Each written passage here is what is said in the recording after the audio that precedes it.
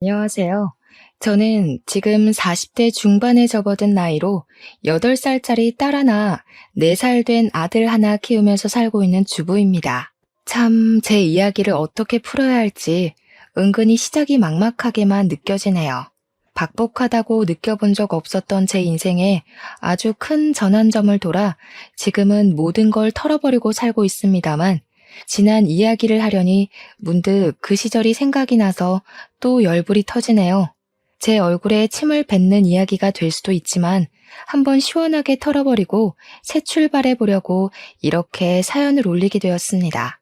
제 사연 재미나게 들어주시고 자기 전에 제 이야기 떠올려 주시면서 저를 힘들게 했던 그 인간들을 향해 욕 퍼부어 주시면 감사하겠습니다. 그럼 두서없이 나열될지 모르겠지만 제 이야기를 한번 풀어보겠습니다. 제가 남편을 만나게 된 건 아주 우연 같은 일이었습니다. 같은 회사에 재직 중이던 남편은 저의 사수였는데 평소에 일적인 대화 이외에 다른 말을 나눠본 적 없을 정도로 아주 대면대면한 사이였습니다. 물론 같은 회사, 같은 부서 사람이다 보니까 자연스럽게 알게 되는 일상생활이 있긴 했지만 둘이서 대화를 나눠본 적은 없었던 것 같습니다. 남편이 워낙 쑥스러움을 많이 타고 다른 사람들과도 대화를 길게 이끌어 나가지 못하는 그런 남자여서 더 그랬을지도 모르겠습니다. 그 우연 같은 날은 아주 비가 많이 오던 날이었는데 대중교통을 이용하던 제가 버스 정류장에서 집으로 가는 버스를 기다리고 있었던 날이었습니다. 보통 버스 정류장 앞에는 하수구가 있기 마련인데 담배꽁초로 인해 막혀버렸는지 물 웅덩이가 고여 있었습니다. 제 앞을 지나치던 차 한 대가 물 웅덩이를 빠른 속도로 지나갔고 저는 졸지에 물 세례를 받아야 했습니다. 쫄딱 젖어서 황당함을 느끼기도 잠시, 버스를 탈 꼬락서니가 아니라서 발을 동동 구르며 택시를 타야 하나 고민을 하고 있었습니다. 그때 뒤에서부터 천천히 달려오던 차 한 대가 제 앞에 서더니 저한테 감기 걸리겠다고 빨리 차에 타라고 하더라고요. 어두워서 처음에는 누군지 몰라봤는데 자세히 보니까 저의 사수, 즉 남편이었습니다. 저랑은 집 방향이 정반대인 것으로 알고 있었는데도 불구하고 저를 집까지 데려다 주겠다고 하더라고요. 평소 같으면 부담스러워서 그 호의를 거절했겠지만 이미 속옷까지 다 젖어버린 탓에 어쩔 수 없이 신세 좀 지겠습니다 하고 남편의 차에 올라탔습니다. 당연히 물이 뚝뚝 떨어지고 있었기에 차 시트가 엉망이 되어버렸습니다. 며칠 전에 다른 팀 팀원과 차 산 지 얼마 안 됐다고 차 자랑하는 이야기를 들었었는데 저 때문에 차 시트가 다 더러워져서 어떻게 하냐고 죄송하다고 이야기를 했습니다. 그러니까 저한테 괜찮다고 하면서 빗물에 쫄딱 젖어서 버스를 타고 가는 게 더 마음에 걸린다고 이야기를 하더라고요. 저한테 전혀 관심도 없는 줄 알았는데 그 이야기를 하면서 귓가가 빨갛게 물드는 걸 보면서 이 사람이 나한테 관심이 있다는 걸 그제야 알게 되었습니다. 제가 웃으면서 농담이랍시고 지금 저한테 고백하시는 거예요? 하고 말을 던졌는데 고개를 푹 숙이면서 어쩔 줄 몰라 하더라고요. 저도 솔직히 당황스럽기도 하고 놀랍기도 해서 사수님 혹시 저 좋아하시는 거냐고 했더니 그걸 아직까지도 눈치를 못 챈 거냐고 하는 겁니다. 아니, 평소에 저한테 말 한마디 살갑게 붙여본 적 없는 사람이 그러니까 너무 놀랍더라고요. 그래서 저도 어떻게 알겠냐고 나한테 말이라도 한번 걸어보지 그랬냐고 하니까 갑자기 자기랑 한번 만나볼 생각 없냐고 집에 가는 내내 어필을 하더라고요. 자기 명의로 된 오피스텔도 하나 있고 차도 얼마 전에 샀다면서 우리 나이가 있으니 결혼 상대로 봐도 괜찮지 않냐고요. 이상하게 차에 타기 전까지는 부담스러운 대상이었는데 그런 말을 하는 게 귀엽게 느껴지더라고요. 그래서 저도 충동적으로 만나볼까 싶은 생각이 들어서 좋다고 한번 만나보자고 이야기를 했습니다. 그 전까지는 대화를 많이 나눠보지도 않고 관심이 없어서 몰랐는데 우리 남편에게는 조금 마마보이 같은 기질이 있었습니다. 차라리 대놓고 마마보이였으면 제가 진즉에 헤어지기라도 했을 텐데 그런 수준까지는 아니었고요. 그냥 가끔 가다가 우리 엄마가 하는 정도였습니다. 뭐 대화하다가 그런 거 있잖아요. 우리 엄마가 그러는데 여자는 엉덩이가 커야 한대. 그래야 애를 잘 낳는다고 하더라. 우리 자기는 엉덩이가 커서 걱정 없겠어. 이런 말이요. 그때도 당연히 왜 그런 말을 하지? 라고 생각을 하긴 했는데 사귄 지 얼마 되지도 않았고 여자들에게는 그런 마음들이 하나씩은 있잖아요. 다른 사람은 이 사람을 고치지 못했을지언정 나는 이 사람을 뼛속까지 바꿔놓을 수 있다는 자신감. 사실 다른 사람이 고치지 못했으면 저도 못 고치는 게 당연한 건데요.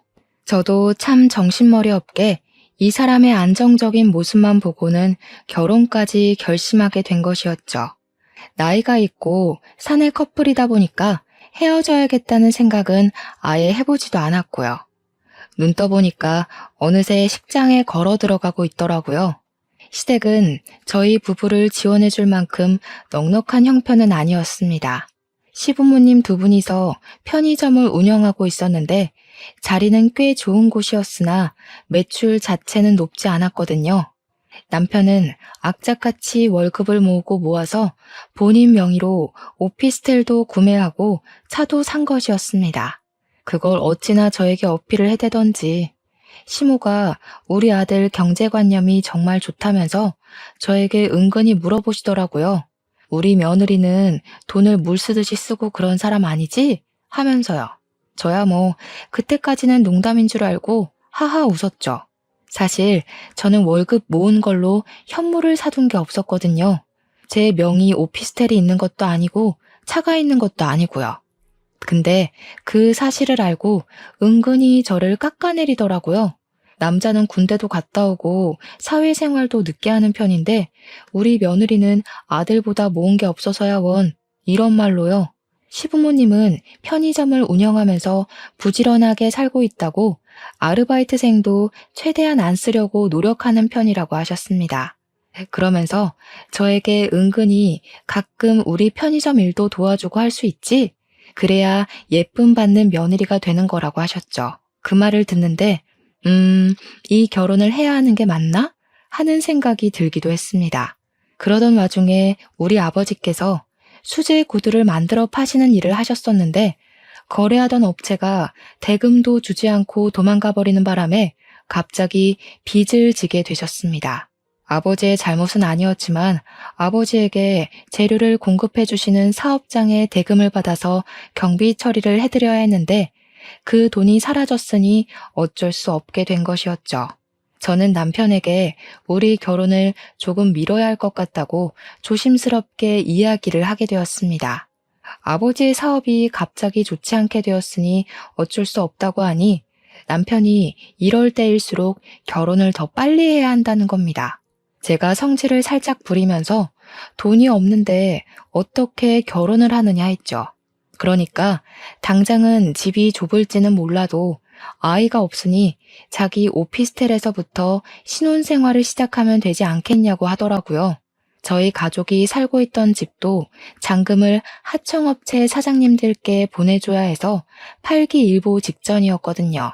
저 하나 사라지게 되면 우리 부모님께서 쓰실 집만 구하면 되니까 부담이 오히려 덜하겠다 하는 생각이 번뜩 들었던 거죠. 그래서 좋다고 그럼 빨리 결혼을 하자고 이야기를 했습니다. 확실히 사정에 쫓겨서 결혼하는 느낌이 들긴 했습니다.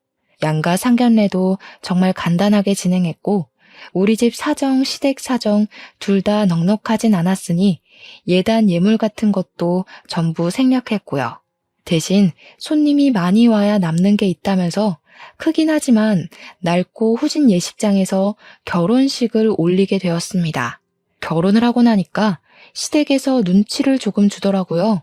남편에게 여동생이 하나 있었는데 이 문제의 신우가 완전히 망난이었습니다. 제 나이가 34살일 때 결혼을 했는데 신우 나이가 28살이었거든요.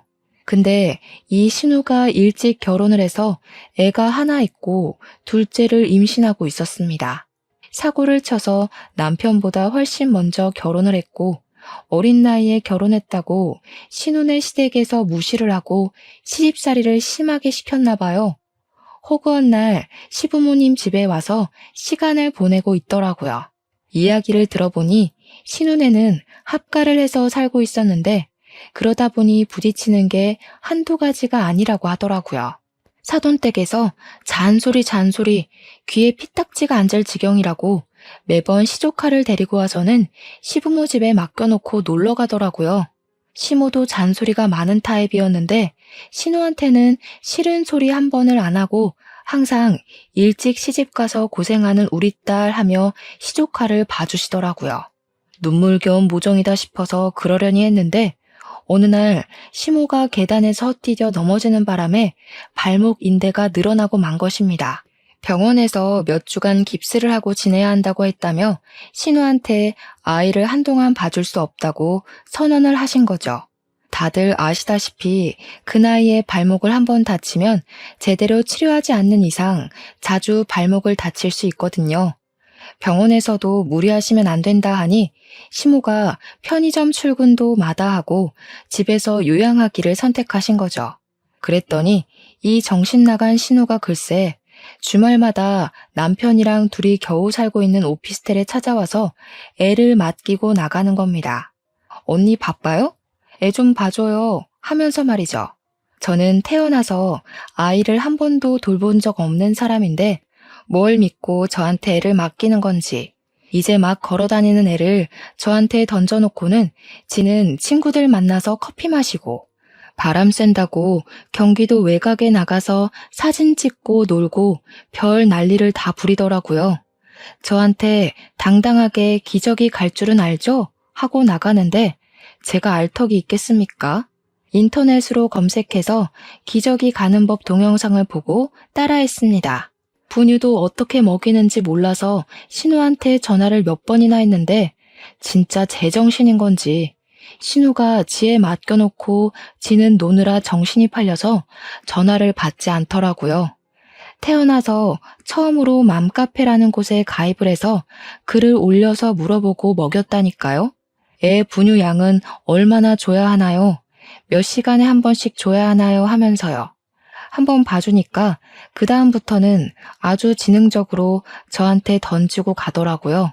시모가 다리 깁스를 풀고 난 다음에도 저한테 맡기기 시작하는데 짜증이 나서 하루는 제가 집에 없는 척 아무 소리도 내지 않고 있었거든요. 그러니까 저한테 전화를 막 하더라고요. 제가 방에 들어가서 방문 닫고 숨죽이고 신우 무슨 일이야? 하고 물어보니까 언니 집에 없어? 하면서 짜증을 확 내더라고요. 일이 있어서 밖에 나왔다고 하니까 아 진짜 이러면서 자기한테 말도 없이 어딜 가냐는 거예요. 우리 애는 누가 봐요? 아, 나 약속 있는데. 어떻게 할 거야? 언제 와요? 지금 빨리 집으로 좀 오라고요. 이러면서요. 제가 열이 받아가지고 정색을 하고 신우한테 딱 잘라 말했죠. 내가 신우 베이비시터예요? 나한테 돈이나 주고 애 맡기는 거야 지금? 요즘 애 보는 사람 쓰는 게 얼마나 비싼데 나를 공짜로 부려먹으려고 술을 써? 그리고 나 집에서 노는 사람 아니야. 신우네 오빠처럼 바깥일하는 사람이야. 같은 회사 다니고 있는 거 몰라서 그래요? 오늘 집에 안 들어갈 거니까 그런 줄 알고 애는 신우가 봐요. 그 뒤로는 제 눈치가 보이는 건지 뭔지 전화를 하고 방문을 하더라고요. 오늘 애 좀 봐줄 수 있어요? 하면서 말이죠.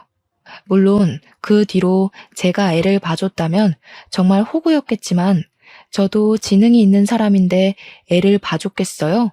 매번 거절했죠. 저한테 서운하다. 둘째 출산하면 밖에 나가지도 못할 텐데 이럴 때 놀아야지 언제 놀겠냐. 징징거렸지만 제 동생도 아니고 제 딸도 아닌데 제가 희생할 필요는 없잖아요. 신우한테 저도 주말에 일이 있어서 바쁘다. 나도 쉬고 싶다. 나 애 볼 줄 모른다. 애 다치면 누가 책임지냐 하면서 피했죠.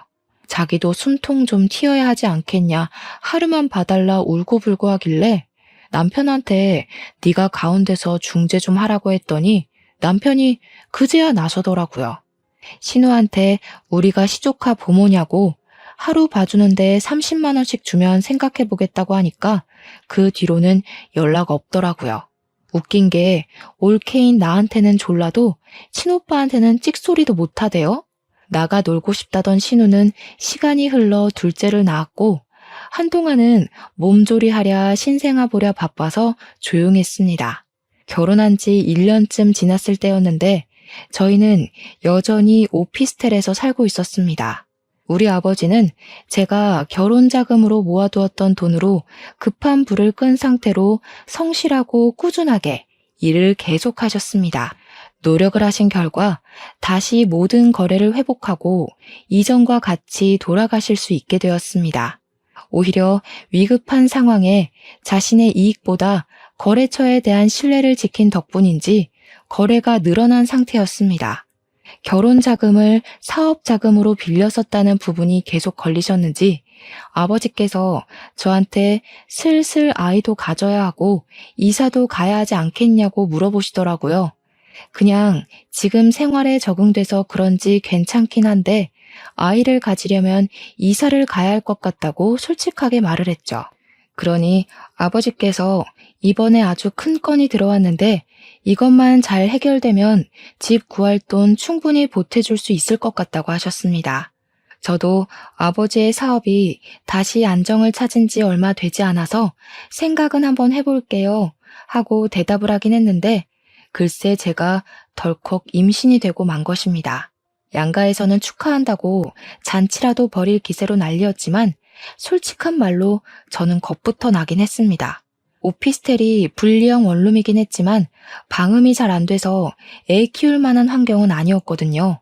그래서 남편과 저는 상의 끝에 조금 무리를 하더라도 대출을 받아서 이사를 가기로 결정을 했습니다. 그때 구세주처럼 저희 아버지께서 정말로 크게 도와주셨습니다. 덕분에 전세 대출을 무리하지 않고 받을 수 있었고 우리는 드디어 방이 2개 있는 소형 아파트에 전세를 얻을 수 있었습니다. 저는 만삭 때까지 열심히 일을 했고요. 임신 8개월 차가 되면서 배가 많이 내려와 급하게 육아휴직을 내게 되었습니다. 제가 육아휴직을 내자마자 신우가 저한테 연락이 와서는 이제 쉬지 않냐고 자기랑 같이 놀러 가자고 하더라고요. 애 둘을 데리고 집에만 있으려고 하니까 답답해 죽겠다면서 저도 곧 출산을 하고 나면 한동안 바깥 구경 못할 텐데 같이 공원이라도 놀러 가자고 하더라고요. 돗자리 펴놓고 책도 보고 낮잠도 좀 자고 놀다가 오자고 저를 막 조르는데 저도 좀 혹하긴 했어요. 신우한테는 말이 통하지 않는 애가 둘이나 있다는 사실을 까먹고 덥석 그 자리에 나가게 된 것이죠. 신우의 첫째 아이는 4살이었고 그때 마침 배변 훈련을 하는 중이라면서 기저귀를 차지 않고 나왔더라고요. 어린이집에 다니고 있었는데 거기서는 화장실을 잘 가린다나 어쩌나 저야 뭐 애를 낳아본 적이 없으니까 그런가 보다 하면서 있었죠. 근데 둘째 애는 돌이 아직 안 된 아기였거든요. 둘째가 배가 고프다고 울고불고 해서 공원에 힘겹게 도착하자마자 돗자리를 펴고 분유부터 먹이고 있었습니다. 정신이 하나도 없어서 당기는 배를 부여잡고 돗자리에 딱 앉는 순간 첫째 애가 쉬 이러더라고요. 제가 신우한테 첫째 조카가 쉬가 마렵다는데? 하니까 저보고 지금 둘째 분유 먹이고 있지 않냐고 언니가 애 데리고 화장실 좀 다녀오라고 하더라고요. 애가 쉬가 마렵다는데 네가 해 하면서 미룰 수가 없으니까 일단 화장실을 찾아 나섰죠. 근데 이 허허 벌판 같은 공원에 공중 화장실이 한 개도 보이지 않더라고요. 놀래서 공원 근처에 있는 카페에 들어가서 화장실 좀 쓸게요 하니까 직원이 한숨 푹 쉬면서 음료를 주문해야 화장실을 쓸 수 있다고 하더라고요.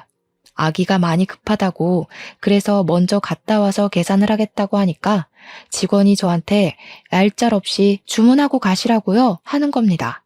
제가 아이스 아메리카노 하나 주세요 하고 카드를 주려고 하는데 글쎄 첫째 조카가 바지에 그냥 쉬를 싸버린 겁니다. 카페 바닥에 오줌이 졸졸졸 떨어지는데 아르바이트생도 으악, 저도 으악, 다 같이 얼음이 되어버렸죠. 조카애는 어쩔 줄 몰라서 눈물이 터지기 일보 직전인데 아르바이트생이 인상을 팍 쓰면서 아줌마가 치우세요 하더라고요. 순간 화장실을 좀 빨리 쓰게 해줬으면 어디가 덧나나 분명 내가 계산을 한다고도 했고 애가 쉬마렵다고 한 건데 진짜 인류의 상실이다 하는 마음이 들었죠. 아르바이트생에게 한 소리 해야겠다는 생각이 들어서 치우는 건 내가 할 거라고 근데 그쪽도 참 못됐다고 계산하겠다고 화장실만 먼저 쓰겠다고 하지 않았냐고 했죠. 그러니까 저한테 걸레로 추정되는 너저분한 것을 휙 던지면서 애가 바로 쌀 줄 몰랐죠 하는데 열이 받더라고요. 애 앞이고 뱃속에 애도 있는데 화내고 싶지 않아서 이해하려고 애를 썼어요. 카페 방침이 그런 거니까 한낱 아르바이트생은 시키는 대로 한 걸 거라고 말이죠. 기분 좋게 놀러와서 이게 웬 봉변이냐 하며 불뚝 솟은 배 때문에 쪼그리기도 힘든데 바닥 걸레질을 하고 있었습니다. 근데 조카가 계속 옆에서 우는 거예요. 바지에 쉬를 해서 축축하다고 안아달라고 하면서 말이죠. 4살이지만 부끄러웠던 건지 제품에 자꾸 달려드는데 바지에 축축하게 묻은 쉬가 제 옷에 다 묻어버리더라고요. 안 되겠다 싶어서 아르바이트생한테 계산도 했으니까 화장실을 좀 가겠다고 했죠. 오줌 다 쌌는데 화장실에 가서 뭐 하시게요? 설마 세면대에서 빨래라도 하시게요? 안 돼요. 아니, 커피 사면 화장실 이용할 수 있다면서요. 저 커피 샀잖아요. 화장실 가는데 왜 안 돼요? 오줌 다 쌌는데 왜 가냐고요? 진짜 참을 수 없는 깊은 화남이 올라와서 아르바이트생한테 가서 들고 있던 아이스 아메리카노를 그냥 던져버렸어요. 더러워서 내가 여기 화장실 안 쓴다고 그리고 너네 내가 본사에 다 컴플레인 걸 거라고 소리를 고래고래 질렀습니다. 커피를 뒤집어 쓴 알바가 놀랬는지 울던데 그건 제 알바가 아니죠 뭐. 그리고 조카를 안아들고 다시 돗자리로 왔는데 제 옷에도 쉬가 다 묻어서 짜증이 확 나고 배가 나와서 걷는 것도 힘든데 애까지 안고 걸으려니 죽겠더라고요. 신우가 저랑 조카를 보자마자 뭐야 바지에 쉬했어? 하면서 2차전을 시작했습니다. 아니 올케 언니 애 화장실도 제대로 못 데려가고 이게 뭐예요 정말.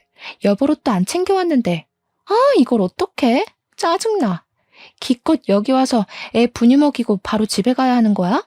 그러더니 울고 있는 조카한테 막 성질을 내면서 다그치더라고요. 바지에 쉬한 게 누군데 울고 있냐? 짜증나니까 그만 울어라. 4살이나 먹어놓고 왜 쉬는 바지에 싸고 있냐 하면서요.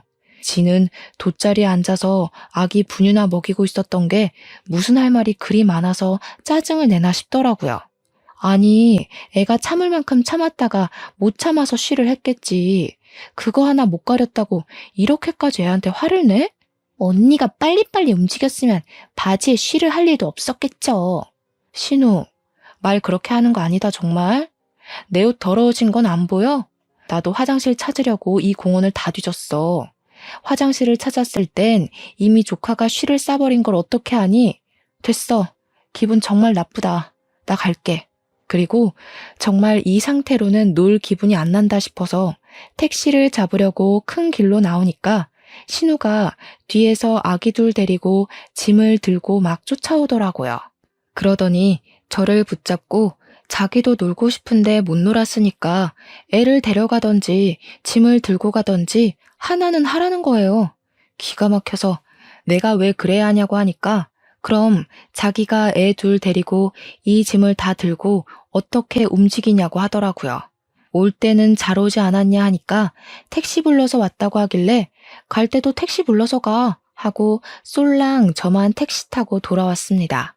정말 적반하장도 유분수지라는 말은 여기다가 쓰라고 만든 말 아닌가요? 저는 출산 전까지 시댁 일이라면 무조건 피해가면서 지내다가 결국 무사히 출산을 마쳤습니다. 예쁜 공주님이에요 하면서 제 품에 안겨주는데 진짜 10달을 품은 내 자식이 드디어 내 품에 왔구나 하는 생각에 눈물이 나더라고요. 하지만 항상 우리 시댁은 그런 감동을 파사삭 깨버리죠. 대를 이을 남자를 낳았어야 하는데 하더라고요. 시모가 제 손을 꼭 잡더니 수고했다고도 아니고 둘째는 꼭 아들 낳자 하는 겁니다. 우리 며느리가 기도빨이 부족한가 봐 하시면서요. 기도가 모자라서 떡 하니 달고 나와야 할 게 안 달고 나왔다고. 그게 방금 출산한 사람 앞에서 할 말인가요? 뒤에서 듣고 있던 저희 부모님도 기가 막히신지 헛기침을 하시더라고요. 몸이 막 쑤시고 정신이 오락가락하는 와중에도 지고 싶지 않아서 시모한테 웃으면서 대꾸했죠. 아들을 낳으려면 남편이 노력을 해야 하는데 제가 노력한다고 될 게 아닌 것 같아요. 하고요. 그러니까 시모가 몰라서 그런다며 왜 옛날 사람들이 절 가서 아들 낳게 해달라고 기도를 하는 건지 모르냐고 하시대요. 도라르방 코 만지면 아들 낳는다는 소리 모르냐고. 그게 다 기도 열심히 하면 아들 낳을 수 있어서 그런 거라고요. 시모한테 어머님 종교 없지 않았냐고 웬 기도 타령이냐고 하니까 아들 낳으려면 예수고 부처고 알라고 다 믿어야 한다고 하더라고요. 진짜 이게 상식적인 사람이 할 말인지. 이해가 안 가서 피곤해서 자야겠다고 하고 이불 뒤집어 썼습니다. 몸조리 잘하고 육아휴직도 알차게 썼습니다. 거의 1년을 꽉 채운 다음에 복직을 해야 할 시기가 다가왔는데 애를 어찌해야 좋을지 막막하더라고요. 아직 돌도 안 된 아기를 어린이집에 보내자니 신경 쓸 게 한두 가지가 아니더라고요. 거기다가 돌쯤에 아이들이 자주 아픈 것도 한몫했고요. 회사에 복직을 해야 하나 말아야 하나 고민을 하고 있는데 눈치를 챈 남편이 저에게 넌지시 말을 했습니다. 자기가 승진도 했고 월급도 이전보다 올랐으니까 육아에 집중을 하는 것이 어떠냐고요. 집 대출금도 우리 아빠가 도와주신 덕분에 잘 갚고 있으니까 회사를 그만둬도 괜찮을 것 같다고 하는데 솔직한 말로 경력 단절된 여성이 되고 싶진 않았습니다. 근데 또 우리 아이를 두고 출근을 하자니 그게 눈에 밟혀서 안 되겠는 거죠. 일이냐 육아냐 정말 며칠을 고민하다가 결국에는 사표를 내게 되었습니다. 집에서 본격적으로 육아맘으로서의 생활을 시작하게 되었죠. 처음에는 정말 좋았습니다. 날이 다르게 성장을 해가는 우리 아이를 보면서 뿌듯하기도 하고 신기하기도 했고요. 근데 시간이 지나니까 집에서 살림만 하는 제가 너무 초라해 보이고 우울함도 찾아오고 하더라고요. 애는 점점 말을 안 듣지, 저는 집 밖으로 나가지도 못하지, 사회생활하는 남편이 너무 부럽더라고요. 아이가 4살쯤 되었을 때 저도 일을 하고 싶다는 생각이 들었는데 때마침 어린이집에서 대기가 빠졌다고 아이를 입소시킬 거냐고 물어보더라고요. 냉큼 하겠다고 이야기를 하고는 이력서를 썼습니다. 그런데 애석하게도 경력이 단절되어 버린 여자를 써주는 회사가 없더라고요. 면접을 볼 수 있는 기회조차 오지 않았습니다. 더욱 저를 힘들게 만들었던 건 둘째를 임신하게 되었고 저는 회사에 취직할 수 없는 여자가 되어버렸습니다. 둘째를 출산하는 과정은 첫째보단 순탄했지만 저를 집어삼킨 우울감은 더욱 깊어지게 되었습니다. 둘째마저도 돌이 지나고 두 아이 모두 어린이집에 들어갈 수 있게 되자 하루하루를 무기력하게 살아가는 와중에 시모가 제안을 했습니다.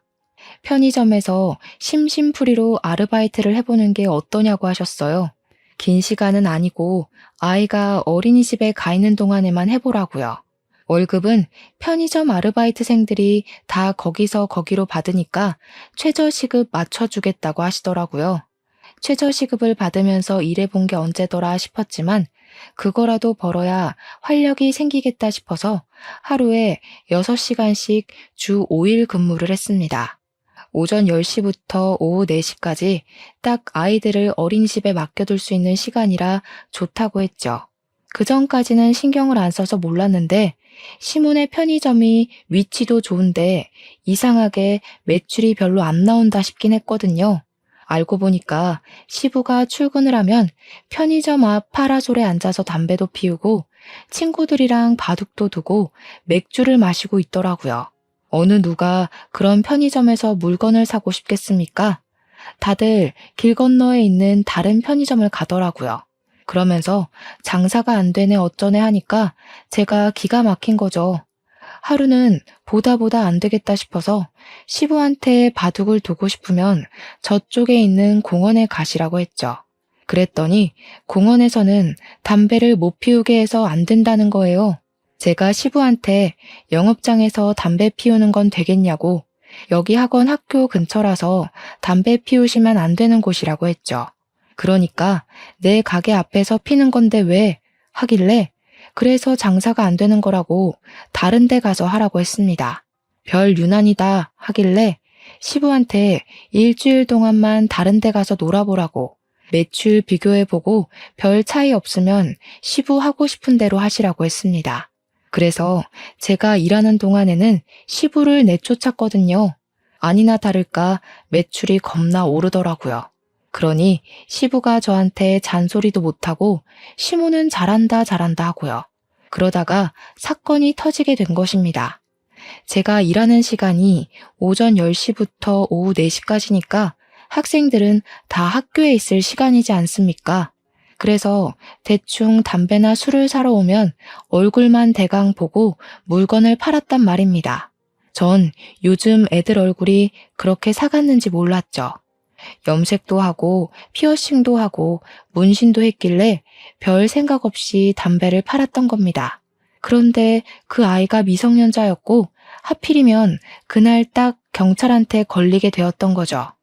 우리 편의점에 경찰이 찾아와서는 미성년자한테 담배를 팔았다고 영업 정지라고 딱지를 딱 붙이는데 눈앞이 캄캄해지더라고요. 제가 경찰한테 억울해서 보시라고, 머리 염색도 하고 문신도 있고 낮 시간대에 와서 당당하게 담배를 사가는데 내가 어찌 알겠냐고 했습니다. 경찰이 억울한 건 알겠는데 그래도 무조건 신분증 검사를 하셨어야죠 하는데 할 말이 없더라고요. 제가 편의점에서 일을 시작한 지 얼마 되지 않아서 몰랐던 거죠. 저한테 매출이 올랐다고 복덩이라고 어화둥둥 해주시던 시부모가 한순간에 돌변을 하는데 그것도 기가 찼고요. 신분증 검사를 안 해서 일주일이나 영업정지를 먹었는데 어떻게 할 거냐고 닥달을 하대요? 네가 매출 다 물어낼 거냐? 다른 건 몰라도 냉장식품들 유통기한은 어떻게 할 거냐?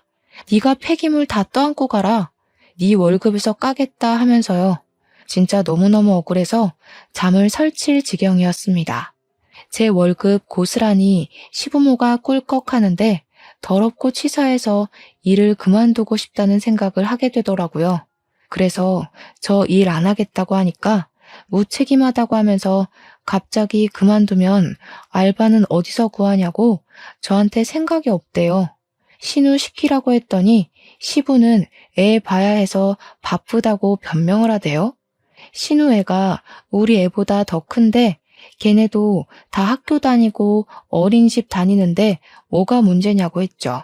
그러니까 신우는 애가 워낙 병약해서 이런 일 하면 안 된다고 하는데 기가 차서 웃었습니다. 저는 뭐 이런 일에도 괜찮은 사람이라는 건지. 아무튼 저는 편의점 일을 그만두고 다시 한번 이력서를 뿌리면서 취업 준비를 했습니다. 근데 제가 너무 취업에 대한 스트레스를 받았던 건지 아니면 시댁 때문에 그랬던 건지 어느 날부터 가슴이 찌릿찌릿 아프더니 가슴에 혹 같은 게 만져지는 것 같았습니다. 처음에는 생리할 때가 됐나 싶어서 별 대수롭지 않게 생각을 했는데 날이 갈수록 멍울이 크게 느껴지는 겁니다.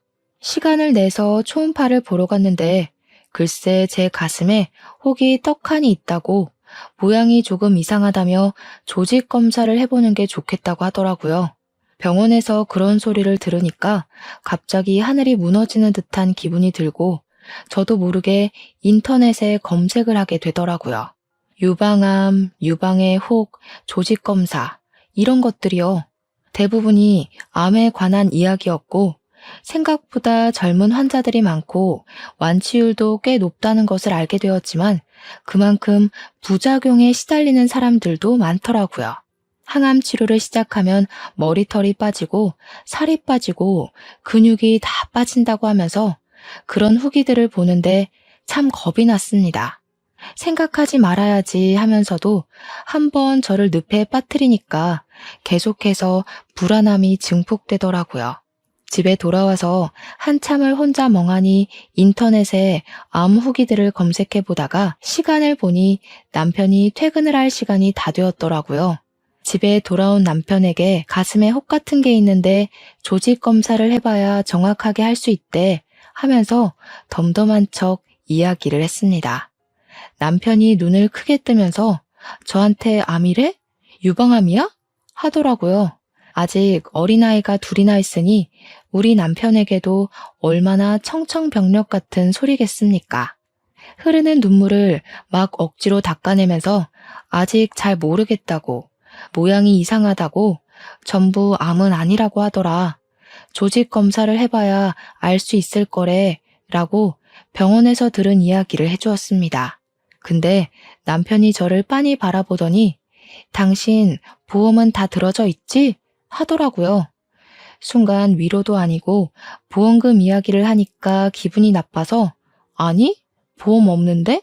라고 대꾸를 했어요. 물론 보험 가입이 되어 있었습니다.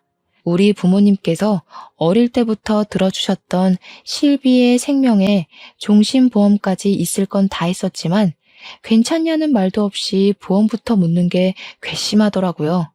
갑자기 남편이 머리를 막 헝클이더니 그 나이 먹도록 보험도 안 들어놓고 뭐 했냐고 망했다고 하는 겁니다. 이게 다 무슨 소리인가 싶어서 멍하니 있으니까 암 치료는 무슨 돈으로 하냐고, 유방암 약 비싼 거 아니냐고 돌겠다고 하더라고요. 순간 온몸에 피가 차게 식는 것 같은 느낌이 들면서 너무너무 실망스러웠습니다. 그러더니 저한테 장인 장모 돈 좀 있대? 우리 부모님은 돈 없을 건데? 암 치료 무슨 돈으로 하지? 대출금도 갚아야 하고 애도 키워야 하는데 하면서 혼잣말을 하더라고요. 제 손을 딱 잡더니 그거 크기가 크대? 다른데 전이됐으면 우리 그냥 치료 포기할까? 하더라고요. 이게 정신 나갔다 싶더라고요. 남편한테 화를 내면서 지금 나보고 죽으라는 거냐고 하니 가망 없으면 굳이 돈 쓸 필요가 있네요. 냉정하게 생각하자면서 우리 자식들은 누가 키우냐고요. 진짜 이런 놈이랑 더 살아야 하나 싶더라고요. 그래? 그럼 그냥 이혼하자. 이혼? 이혼이 무슨 애들 장난이냐? 너 실비나 암 보험은 없다고 했지만 사망보험도 없어? 도저히 화를 참을 수가 없어서 남편 새끼의 뺨을 있는 힘껏 쳤습니다. 바로 빨갛게 부어오르는 뺨을 부여잡고 저를 멍하니 쳐다보더라고요. 야, 이 짐승 새끼야. 네가 사람이냐? 어? 사람이야? 나한테 괜찮냐는 말 한마디 없이 보험금 타령이야 지금? 내가 암인지 아닌지도 아직 모른다고 했지. 어떻게 치료를 포기하자는 둥 그딴 소리를 해? 네가 그러고도 내 남편이야? 사람이냐고. 야, 그러면 돈 없는데 무슨 암 치료를 해? 장인 장모가 해준대? 우리 집에서는 못 해줄 것 같으니까 하는 소리 아니야. 그리고 보험금 타령이 왜? 암일지도 모르는데 미리 알아두면 좋으니까 그러지. 너 사망보험금 나오는데 지레 겁먹고 이혼하면 누구 좋으라고? 그 말에 이놈은 구제불능이구나 싶어서 이혼하자고 했습니다. 누구라도 저와 같은 생각을 하게 되지 않을까요? 나 보험금 나올 거 없고 사망보험금도 나올 거 없어. 어차피 우리 자식들 어떻게 크는지 너 관심도 없었잖아. 내가 키울 거니까 이혼하자 우리. 암이든 아니든 이혼하자고. 누가 무서울 줄 알고? 나도 혼자 사는 게 편해. 아들이든 딸이든 유방암 유전되면 어떡하냐? 나 병수발 못 든다. 저는 그런 남편의 반대쪽 뺨도 때려버렸습니다. 지금 우리 자식들 유방암 걸리라고 저주를 하는 것도 아니고 어떻게 저런 소리를 할 수 있는 건지 저는 그 길로 짐을 싸서 친정으로 왔고 남편에게는 이혼 도장 찍어줄 테니까 서류 작성해서 오라고 했습니다. 싹싹 빌면 봐줄까 싶기도 했는데 진짜 정신 못 차리고 이혼 서류 들고 집으로 찾아왔더라고요. 우리 부모님도 저한테 이야기를 다 전해 듣고는 남편 새끼 얼굴도 보기 싫다고 서류만 낚아채고는 문 닫아 버리셨습니다. 저도 서류 빈칸 싹 다 작성해서 다시 남편에게 전해줘야 하는데 찾아가는 수고도 하고 싶지 않아서 퀵 불러다가 보내버렸습니다. 양육비는 제가 아이들을 키우는 대신 남편이 매달 100만 원씩 지원을 해주기로 했고요. 그렇게 서류를 처리하고 있는 동안 조직 검사에 대한 결과가 나오게 되었는데 다행히도 유방암은 아니라고 하더라고요. 단지 혹의 크기가 여기서 더 커지면 수술을 해서 떼어내어야 한다고 추적 검사를 하자고 하시더군요. 얼마나 다행이었는지. 부모님과 저 정말 밤새 서로 부둥켜 안고 울었습니다. 남편은 제가 유방암인 줄 알고 있던 상태였으니까 협의 이혼 재판이 끝나고 이혼 확인서를 들고 구청에 가서 제출을 했죠. 이거 제출하시면 진짜 이혼 되시는 거예요 하면서 직원이 이야기를 하는데 빨리 처리해달라고 했습니다. 다 처리되셨습니다 하고 서류를 떼어보니까 제 등본에서 남편이 쏙 빠졌더라고요. 남편이 저한테 머쓱하게 그래도 살았던 정이 있으니까 암 치료 잘하라고, 그리고 자기 재혼이라도 하게 되면 애는 못 데리고 가니까 장인 장모한테 애 잘 키우라고 전해주라고 하더군요. 진짜 끝까지 찌질하고 재수없는 놈이 따로 없지 않습니까? 정신 나간 놈아. 어디 가서 애 아빠라는 소리 하지 마. 너 같은 거 아주 경멸이야. 그리고 나 암 아니라고 하더라? 애는 평생 내가 키울 거니까 걱정하지 마. 뭐? 암이 아니라고? 조직 검사해 봐야 알 수 있다고 했잖아. 그냥 혹이래. 나중에 제거 수술하면 된대. 너 같은 거 본성도 모르고 평생 남편이랍시고 데리고 살 뻔했네? 이혼해줘서 고맙고 양육비 제때제때 잘 보내라. 나 수술할 때 보태라고 집도 오롯이 나한테 넘겨준 거 아주 고마워. 그랬더니 전 남편이 노발대발 사기 이혼이라고 난리를 치더라고요. 사기는 도대체 어디가 사기인지? 협의 이혼했는데요. 저한테 양육비 절대로 못 준다고 강짜를 부리길래 차근차근 자료를 모으는 중입니다. 양육비 합의서를 토대로 매달 입금되지 않은 이력을 들고 가면 양육비 청구 소송을 할 수 있더라고요. 한 달치 차곡차곡 모아서 전부 다 소송을 걸 겁니다. 전 시댁도 전 남편도 저에게 속이고 이혼한 거라면서 사기 이혼이라고 난리를 치던데 자기들이 저한테 한 행동과 말이 있는데 무슨 사기 이혼이란 말인죠. 자기 꾀에 자기가 넘어간 거 아니겠습니까? 저는 앞으로 우리 자식들 잘 키우면서 잘 먹고 잘 살 겁니다. 다행히 경력 단절 여성들을 우선 채용하는 기업을 알게 되어 이력서를 넣었고 저는 당당하게 합격하여 다음 주부터 출근을 하게 되었습니다. 엄마로서의 삶도 여성으로서의 삶도 포기하지 않고 멋지게 해내보도록 하겠습니다. 저희 앞으로의 인생을 끝까지 응원해주세요. 그리고 저와 같은 고민을 하고 있는 여성분들에게도 용기를 주고 싶습니다. 경력 단절이라는 게 나를 보잘것없는 사람처럼 만든다고 느껴질 수 있지만 우리에게는 지혜가 있으니 헤쳐나갈 수 있을 것이라고요. 저처럼 중간에 포기하고 싶은 순간이 찾아와도 절대 포기하지 말고 이겨내실 수 있다고 생각하고 덤비고 또 덤비셨으면 좋겠습니다. 7.8기라는 말도 있지 않습니까? 힘을 내서 위기를 기회로 이겨내셨으면 좋겠습니다. 세상의 모든 엄마들, 모든 여성들의 미래를 응원하며 저도 여기서 글을 마치도록 하겠습니다. 감사합니다.